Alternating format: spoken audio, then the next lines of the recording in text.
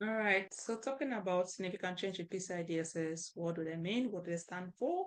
So first, it refers to any modification in an organization environment, and that's what we're talking of change, a significant change, right? That may impact the security of the cardholder data environment and the overall PCI DSS compliance. But why is it important? Certain changes like adding new system or altering the network may impact security controls, and as a result, require re-evaluation or reassessment to ensure PCI DSS compliance is maintained. This is pretty much, clear, right? But let's consider some of the activities where we can set that a significant change has occurred. Example could be the fact that they might act like a new hardware, a software, or even a networking equipment being added to the CDE. So that's the cardholder data environment. Or there might be a replacement or pretty much a major upgrade in their so unmentioned um, asset that we've spoken about, like hardware, software.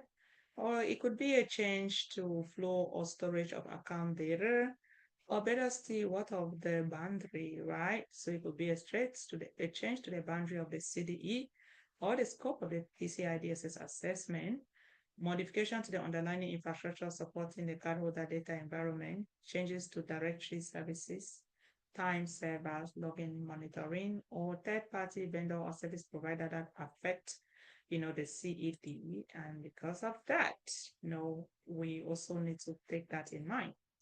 Say, for example, we have a new hardware or software that is being added to the CDE, that's a card data environment. A company adds a new server to a network for processing payment transaction, where what action is required. First, the addition of the new hardware could introduce vulnerabilities. That makes sense. You need to first of all perform risk assessment. If you guys are adding it, right, and it is something that is going to be impacted as we talk, adding it to the CED, by default, we have to make sure that it becomes in scope, right? The company should reassess. Do you see? You have to reassess, and that's what about risk assessment. PCI DSS controls for that new system and also update their PCI DSS scope accordingly. For example, let's say a new web server is introduced to the CDE. It must be checked for compliance with network security, for example, firewall rules as well as encryption. And then what of example two, replacement of major upgrades, hardware or software, right? So it says an organization replaces its old firewall system with a new, more advanced firewall.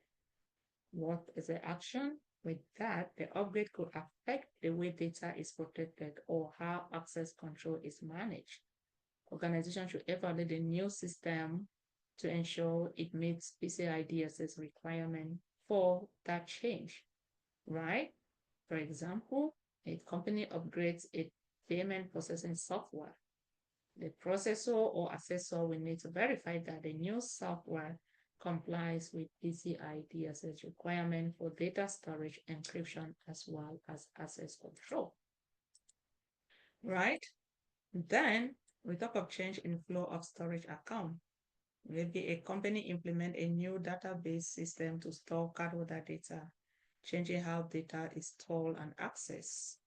But what is the action required? This change can affect data security and compliance with PCI DSS, so that data flow and storages and storage practices should be assessed to ensure compliance with PCI DSS data protection standard. For example, the new database system must be configured according to PCI DSS standards, and any sensitive cardholder data must also be encrypted, right? Then these are just all examples of what we've discussed. Maybe it has to do with the boundary, but it doesn't matter whatever change that occurs, they need to reassess or perform a risk assessment. They make sure, of course, if it has to be part of the DED, then at the end of the day, it's really going to be in scope, and then perform an assessment and make sure we adhere to PCI DSS requirement. Right, so this one also same thing. So no, I'm not just going to read it, but those are like a lot of examples that I have, right? And this is breakdowns of what we've been discussing so far. So we'll go to the next slide. And what's the takeaway? significant changes in the environment, being new, hardware, changes in data flow, upgrades, for it, and just to name a few, definitely require a reassessment of PCI DSS compliance. It's critical for organizations to identify and evaluate these changes promptly to ensure continuous compliance with PCI DSS requirements.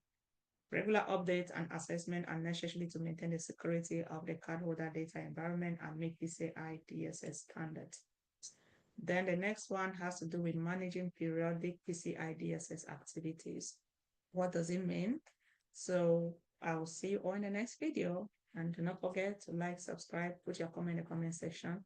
I will see you all in the next video. Bye.